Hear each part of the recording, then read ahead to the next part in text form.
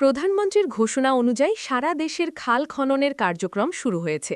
তারই ধারাবাহিকতায় মাদারীপুর জেলার দাসার উপজেলার বিভিন্ন খাল খননের জন্য পরিদর্শন করেন মাদারীপুর ৩ আসনের এমপি আনিসুর রহমান তালুকদার খোকন। আজ বৃহস্পতিবার দুপুরে উপজেলা প্রশাসন নিয়ে উপজেলার বিভিন্ন খাল সরজমিনে তিনি পরিদর্শন করেন।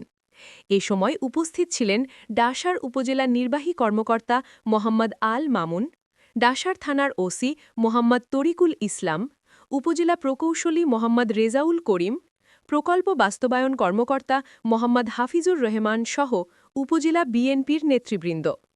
এ সময় এমপি আনিসুর রহমান তালুকদার খোকন বলেন, কৃষকদের ফসল বাঁচাতে প্রতিটি খালে পানির প্রবাহ সচল রাখতে হবে। তাহলেই শুধু কৃষক যেমন উপকৃত হবে, তেমনি দেশের অগ্রসর হবে। আপনারা হয়তো ইতিমধ্যে যারা এলাকা আছেন তারা হয়তো জানেন যে অঞ্চল মূলত কৃষিপ্রধান এবং প্রচুর ফসল করে এবং হলো আমার দুইটা ইউনিয়নে এক ফসলি জমি, অর্থাৎ পানিগুলো মুভ করতে পারে না, পাস করতে পারে না। তো খাল খনন কর্মসূচি যদি বাস্তবায়ন হয় তাহলে এই পানিগুলো পাস হলে এই যে জমিটা এখন এক ফসলি এটা 3 ফসলের জমি পরিণত হবে। আমাদের এই কার্যক্রম দেশব্যাপী যে খাল খনন কার্যক্রম প্রধানমন্ত্রী হাতে নিয়েছি সেটাকে তুলে ধরার জন্য আমরা আছি এখন আমাদের মাদারীপুর ৩ আসনে ডাসার উপজেলার গোপালপুর ইউনিয়নে। আমরা যে খালের মাঝখানে দাঁড়িয়ে আপনাদের সামনে কথা বলছি।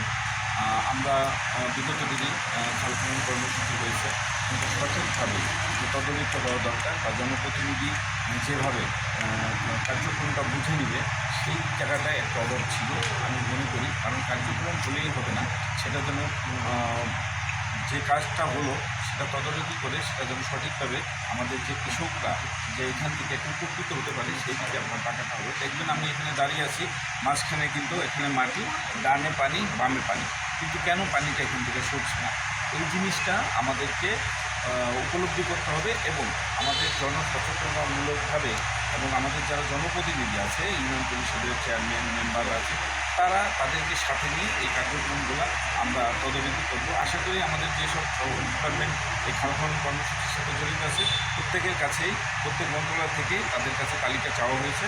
ইনশাল্লাহ আমাদের কার্যক্রম খুব শীঘ্রই শুরু হয়ে যাবে।